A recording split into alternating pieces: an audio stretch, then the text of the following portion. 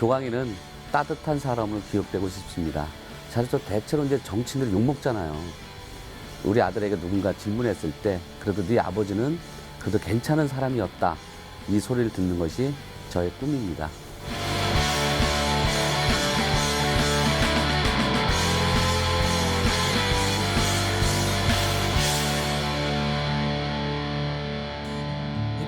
Tired of the waves that come and knock you off your feet. I'd long to see you on a day when you won't drown. Maybe the answer. 저는 원래 이제 고향이 여기입니다. 여기다 보니까 그동안 이제 제가 정치에 입문하기 전에는요 건축 쪽 사업을 하고 있었어요.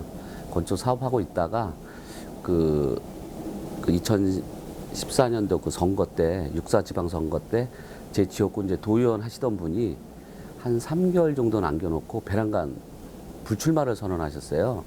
그래서 불출마 선언하시다 보니까 그 지역구에는 이제 국회의원 한 분 밑에 도의원이 두 분, 그다음 그 밑에 이제 시의원이 한 5 내지 6분 계시잖아요. 물론 이제 당별로 다를 수가 있는데 그런데 저희 이제 지구당에서도 배란간 이제 도의원 한 분이 그만두신다니까 급히 이제 찾다 보니까 그때 이제 시의원 출마자들이 저를 이제 추천을 했어요.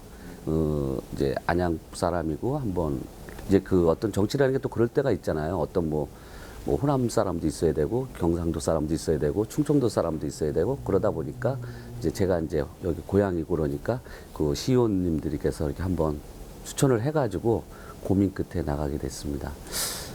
예, 사실 뭐 정치에 전혀 꿈이 없다고는 할 수는 없고요. 다만 제가 그냥 최선을 다해 살았다 뭐 이렇게 말씀드릴 수 있겠습니다. 예.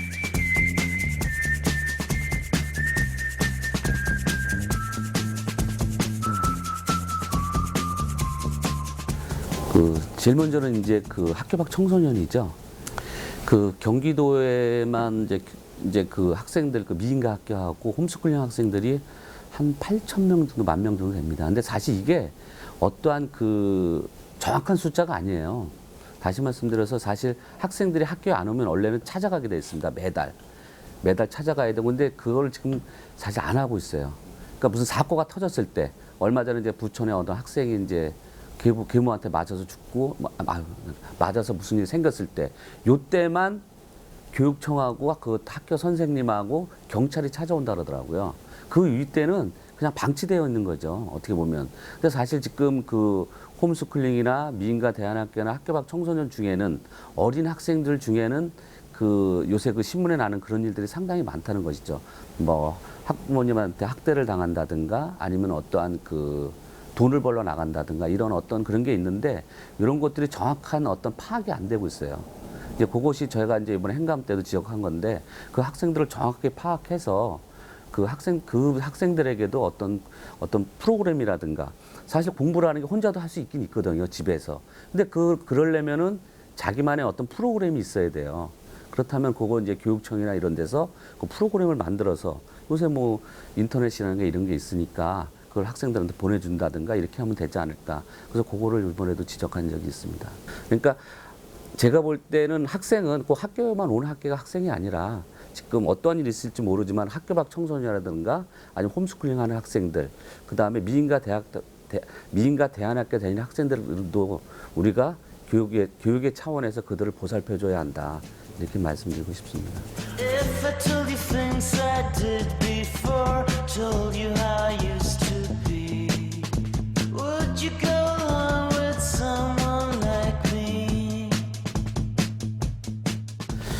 안양은 이제 전반적으로 그 만안구와 동안구로 두 개로 나눠져 있습니다. 근데 이제 만안구는 이제 구도시라 그러고요. 이제 동안구는 신도시라 그러는데, 근데 지금 안양은 인구 60만에서 정체된 지 한 10년 이상 된 것 같아요. 지금 아마 전에는 수원 다음에 안양이 컸을 겁니다, 아마. 근데 지금은 수원이 지금 한 120만 정도 되시잖아요. 그렇죠? 그 다음에 용인이 벌써 100만, 고양시도 100만, 아마 조만간 성남시도 아마 100만 정도 될 겁니다. 그 다음에 아마 시흥시나 이런 데도, 시흥시 말고 또 화성시 이런 데도 지금 엄청 커져가고 있는데 안양은 자체가 땅이 작아요. 그래서 더 나갈 곳이 없습니다. 이러다 보니까 지금 우리 안양의 좀 이비론 시장님께서는 제2의 안양 부흥이라 해가지고 좀 요번에 그 아마 그 교도소를 이전하고 거기에 대한 새로운 또 안양의 먹거리를 창출하려고 노력하고 있습니다. 또한 요번에 그 경기도시개발공사에서 그 안양 육동의 냉천지구, 그 다음에 여기 관양동의 그 국기봉 밑에 관악산 밑에 관양고 주변, 그 다음에 인덕원 안양시 인덕원 지역의 인덕원 주변 세 군데를 지금 도시개발공사에서 경기도 도시개발공사에서 재개발을 하려고 노력하고 있습니다. 요거는 작년 11월 20 며칠 날인가요? 그게 이제 경기도의회 통과됐어요. 그러니까 200억 이상을 할 때는 그 공사를 경기도시개발공사 200억 이상의 공사를 할 때는 그 경기도의회에 그 허락을 받게 되어 있습니다. 허락이라고 해야 되나요? 승인을 받게 되어 있습니다. 그래서 아마 그래서 이게 작년에 통과돼 가지고요. 안양에서 아마 조만간 세 군데에서 아마 또 그 어떤 사업이 벌어질 것 같습니다. Talking about the outside, and we don't care about the old folks. Talking about the old style too. 사실 지금 정치가 혼란스럽잖아요. 저희 이제 또 새누리당도 벌써 분당됐고, 그다음에 국민의당도 있고, 우리 뭐 민주당도 요새 보니까 뭐 손학규 대표님 나가시면서 뭐 또 당이 뭐 이런다는데 소신을 갖고 가야죠. 민주당의 한 도의원으로서 그 신념을 가지고 서민을 위한 정치, 그다음에 약자를 위한 정치를 위해서 그냥 한 곳만 보고 가겠습니다.